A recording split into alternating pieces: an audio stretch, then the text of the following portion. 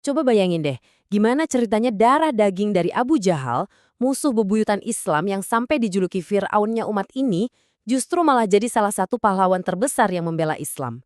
Kedengarannya mustahil kan? Tapi ini nyata. Dan ini adalah kisah tentang sebuah transformasi yang luar biasa radikal. Nah, pertanyaan inilah yang jadi inti dari cerita kita hari ini. Kita bakal menyelami perjalanan hidup Ikrimah bin Abi Jahal. Sebuah kisah yang membuktikan kalau warisan kebencian dari seorang ayah itu nggak bisa mengunci takdir anaknya. Ini adalah cerita tentang bagaimana dari kegelapan dendam bisa terbit cahaya penebusan yang abadi. Oke, kita mulai dari awal ya. Kita masuk ke babak pertama kehidupan Ikrimah. Sebuah kehidupan yang kelihatannya dari lahir udah digariskan untuk melanjutkan warisan kebencian dari ayahnya. Kita perlu paham dulu, ayahnya, Abu Jahal, ini bukan musuh biasa. Dia itu otak di balik semua perlawanan, arsitek penyiksaan kaum muslimin, dan penghalang nomor satu dakwah Nabi di Mekah. Nah, Ikrimah, dia tumbuh besar di pusat kebencian ini. Dia mewarisi segalanya, permusuhan, status, dan kebanggaan ayahnya. Di mata Ikrimah, ayahnya adalah pahlawan, dan Islam adalah musuh yang harus dilenyapkan. Dan Ikrimah membuktikan kalau dia memang pewaris yang sepadan. Di Perang Badar, dia lihat sendiri ayahnya tewas mengenaskan. Hatinya langsung terbakar dendam. Lalu di Uhud, kehebatan militernya kelihatan banget. Dia pimpin pasukan kavaleri yang bikin pasukan muslim nyaris kalah total. Terus di Perang Parit, dia salah satu dari sedikit orang yang saking beraninya nekat lompatin parit pertahanan buat nantang duel. Jelas, dia adalah musuh yang cerdas, tangguh, dan super berdedikasi. Tapi, ya, semua kebencian, semua perlawanan, pasti ada akhirnya. Dan buat Ikrimah, momen itu datang ketika dunia yang selama ini dia bela, hancur lebur di depan matanya. Masuk ke tahun ke-8 Hijriah, momen yang ditunggu-tunggu tiba. Nabi Muhammad dan 10.000 pasukan muslim kembali ke Mekah. Bukan lagi sebagai orang yang diusir, tapi sebagai penakluk.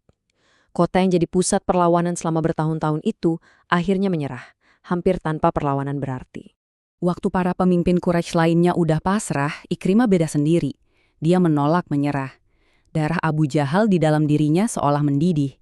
Dia kumpulin sisa-sisa pejuang yang masih mau melawan, mencoba melawan takdir. Buat dia, menyerah itu bukan pilihan. Ini pertarungan sampai mati. Setelah Mekah berhasil dikuasai dengan damai, ada pengumuman penting. Semua penduduk Mekah dapat pengampunan massal. Semuanya, kecuali ada daftar pendek berisi 10 nama. Mereka ini dianggap penjahat perang yang kejahatannya terlalu berat buat dimaafkan begitu saja. Dan coba tebak, siapa nama yang ada di puncak daftar itu? Ya, Ikrimah bin Abi Jahal. Darahnya dinyatakan halal. Artinya, dia boleh dibunuh dimanapun dia ditemukan. Bahkan kalau dia lagi pegangan kain penutup Ka'bah sekalipun. Vonis mati sudah dijatuhkan. Seketika, dunianya jadi sempit. Pangeran Quraisy yang disegani itu kini jadi buronan nomor 1. Dia tinggalkan semuanya, harta, status, bahkan istrinya demi menyelamatkan diri. Ironisnya, dia lari dari kota di mana suara azan kini dikumandangkan oleh Bilal, orang yang dulu disiksa habis-habisan oleh ayahnya. Luar biasa. Di tengah laut, dalam pelariannya, takdir seolah menyergapnya. Kapal yang dia tumpangi dihantam badai besar. Di tengah kepanikan itu, kapten kapalnya yang juga penyembah berhala teriak, "Cuma Tuhan yang satu yang bisa menyelamatkan kita."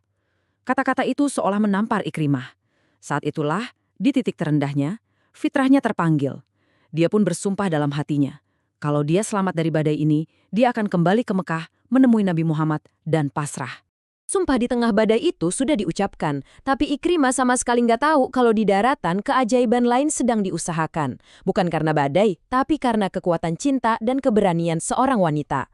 Istrinya, Ummu Hakim, ternyata sudah masuk Islam, dan dia nggak mau tinggal diam. Coba bayangkan keberaniannya.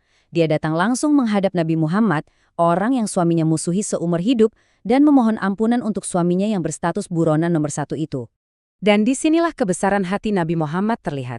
Tanpa pikir panjang, tanpa syarat apapun, Nabi langsung menjawab dengan 2 kata yang mengubah segalanya. Dia aman. Selesai. Vonis mati untuk putra musuh terbesarnya dicabut begitu saja. Sebuah pengampunan yang jauh melampaui logika politik manapun. Tapi nggak berhenti di situ. Nabi bahkan mempersiapkan kepulangan Ikrimah dengan cara yang sangat lembut. Beliau melarang para sahabat untuk menjelek-jelekan Abu Jahal di depan Ikrimah supaya perasaan Ikrimah terjaga. Ini bukan lagi sekedar ampunan hukum, ini adalah ampunan yang tulus dari hati, yang ingin menyembuhkan luka, bukan mengungkitnya lagi.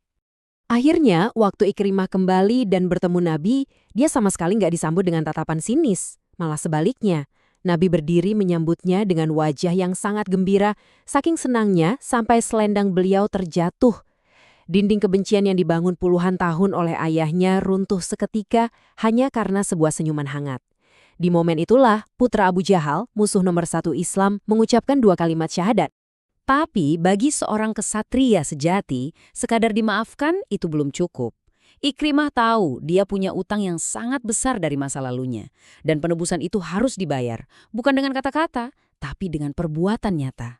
Di depan Nabi, dia mengucapkan sumpahnya yang luar biasa ini. Intinya, semua yang pernah dia lakukan untuk melawan Islam, sekarang akan dia lakukan 2 kali lipat untuk membela Islam. Semua hartanya, semua tenaganya, semua keahlian perangnya, sekarang akan didedikasikan untuk jalan Allah dengan porsi ganda. Dan kesempatan untuk menepati sumpahnya itu datang di Perang Yarmuk. Ini bukan perang sembarangan. Ini adalah pertarungan hidup mati antara pasukan Muslim yang baru tumbuh melawan kekaisaran superpower saat itu, Romawi Bizantium. Perang yang hasilnya akan menentukan nasib peradaban. Coba kita lihat angkanya. Pasukan Muslim cuma 40.000, sementara Romawi bawa 240.000 tentara. Artinya, 1 tentara Muslim harus melawan 6 tentara Romawi yang super terlatih. Secara hitung-hitungan militer, ini misi bunuh diri. Tapi bagi Ikrimah, ini adalah panggung pembuktiannya. Ini adalah kesempatannya untuk membayar lunas semua utang masa lalunya. Di momen paling kritis, saat barisan Muslim mulai terdesak oleh serangan dahsyat pasukan Romawi, Ikrimah maju ke depan. Dia nggak mikir strategi bertahan lagi. Khalid bin Walid bahkan sempat coba menahannya. Tapi Ikrimah bilang, dulu aku mati-matian melawan Rasulullah, masa sekarang aku harus lari dari pasukan Romawi? Lalu dia berteriak lantang, siapa yang siap berbaiat untuk mati bersamaku? 400 kesatria paling berani langsung menyambut panggilannya. Dan ternyata, serangan nekat dari pasukan berani mati pimpinan Ikrimah ini berhasil. Mereka menerobos masuk ke jantung pertahanan Romawi, menciptakan kekacauan, dan mematahkan momentum serangan musuh. Pengorbanan mereka inilah yang menjadi titik balik pertempuran dan membuka jalan bagi kemenangan yang tadinya terlihat mustahil. Setelah perang berakhir, Ikrimah ditemukan terbaring di antara para syuhada. Di tubuhnya ada lebih dari 70 luka sabetan pedang, tusukan tombak, dan panah. Dia gugur sebagai syahid setelah di saat-saat terakhirnya menolak air minum dan memberikannya pada saudaranya yang juga sekarat. Dia telah menepati sumpahnya dengan cara yang paling terhormat. Jadi perjalanan Ikrimah dari musuh nomor 1 menjadi pahlawan yang dijamin masuk surga adalah bukti nyata akan kekuatan taubat dan luasnya rahmat Allah. Kisahnya mengajarkan kita satu hal yang sangat penting, tidak peduli segelap apapun masa lalu seseorang, pintu untuk kembali selalu terbuka. Kalau Puga Abu Jahal saja bisa menemukan jalan pulang, maka tidak ada satu orang pun di dunia ini yang pantas untuk berputus asa.